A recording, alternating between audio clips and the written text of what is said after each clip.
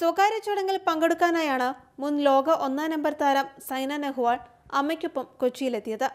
പരിക്കുകൾ കളിയുടെ ഭാഗമാണെന്നും വരും മത്സരങ്ങളെ നേരിടാനുള്ള തയ്യാറെടുപ്പിലാണെന്നും ആത്മവിശ്വാസത്തോടു കൂടിയുള്ള സൈനയുടെ വാക്കുകൾ.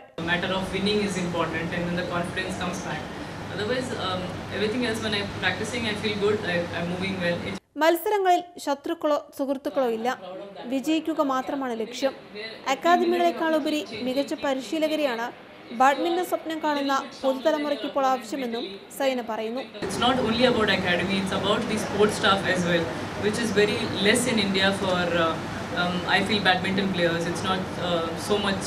ബാഡ്മിന്റണിലെ നേട്ടങ്ങളെല്ലാം തനിക്ക് 9 വയസ്സുള്ളപ്പോൾ മുതൽ അമ്മ കണ്ട സ്വപ്നങ്ങളായിരുന്നുവെന്നും സൈന നെഹ്വാൾ കൂട്ടിച്ചേർത്തു. ബാഡ്മിന്റൺ പരിശീലിക്കുന്ന കുട്ടികൾക്കൊപ്പം സമയം ചിലവഴിക്കാനും അവരുടെ കുസൃതി ചോദ്യങ്ങൾക്ക് ഉത്തരം നൽകാനും സൈന നെഹ്വാൾ മറന്നില്ല. മാതൃഭൂമി ന്യൂസ്, കൊച്ചി.